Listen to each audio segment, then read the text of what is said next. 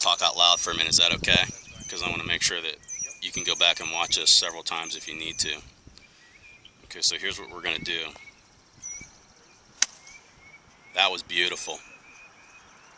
So, now again, we could be as technical as we want to be, but I don't want to overcomplicate things.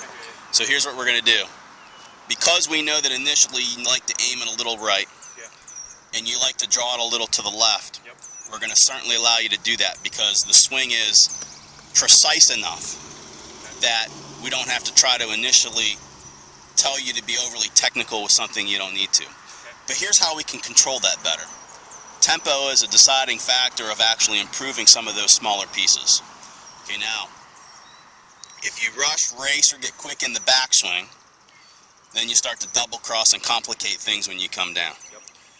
What we want to try to do is build a backswing that initially has smooth tempo. It's not slow or fast, but the rhythm is more precise for you, that everything works together more as a team when you come down and you get more of a consistent compression and much of a straighter ball flight, and we'll allow you to draw it like you like to, but we'll just be more precise with your target lines and make sure that the ball is doing exactly what you prefer it to do. Okay. All right, do it again.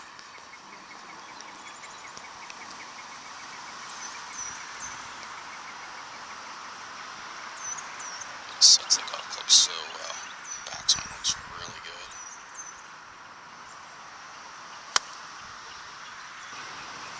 Make a practice swing one. Step away from it. Just get your rhythm back.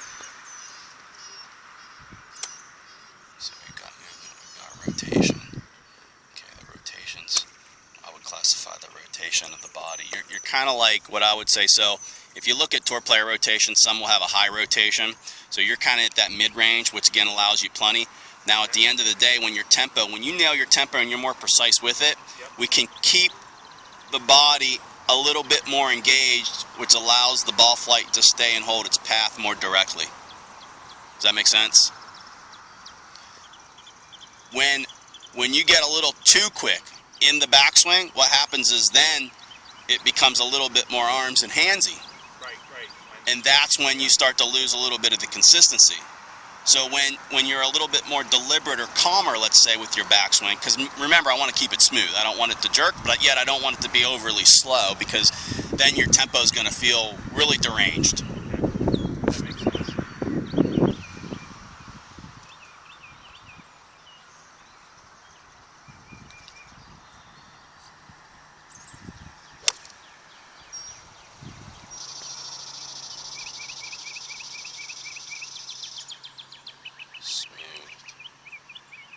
That was better. That was better. Good. And I will say this. Now, occasionally, what may happen, so the exact opposite of you hitting more of a pull draw would be to think, yeah. So you would think that you pushed it, but really you hit it right where you're aimed. Does that make sense? Right, it just doesn't come back. Yeah, I get that from time to time. Okay. But understand what I'm saying from the point of, remember that you like to aim slightly to the right, but when your tempo is more precise, the ball is going to fly a little bit straighter on that path, but we're still going to give it the opportunity to draw to the target line. Right. So in other words, you won't have to aim so far to the right. Right, so You can bring it back a little bit more to a direct path. So assuming like if I went for like center greens all the time, worst case scenario, I'm right of green if it doesn't come back, I'm left of green if it draws a little bit, but I usually should be, that's what I'm aiming for. I'm not pretending I'm going to fire at flags all day. Well, here's the thing though, your favorite flags are going to be middle and left flags. Absolutely. For sure. Absolutely. Because a left flag, you can aim at the middle of the green, hit the middle of the green, and if you hit your little baby draw to the left, you're on top of the flag. Or, controversially, the flag's in the middle, you can aim it to the right side of the flag, let it draw to the center, and if it doesn't, you hit the right side of the green. Your right flag is probably going to be the one where you could aim it at the flag. If it goes perfectly straight, you hit the flag, and if it draws, you're in the center of the green. That's the way you're going to have to think about it, though, when you maneuver around the golf courses.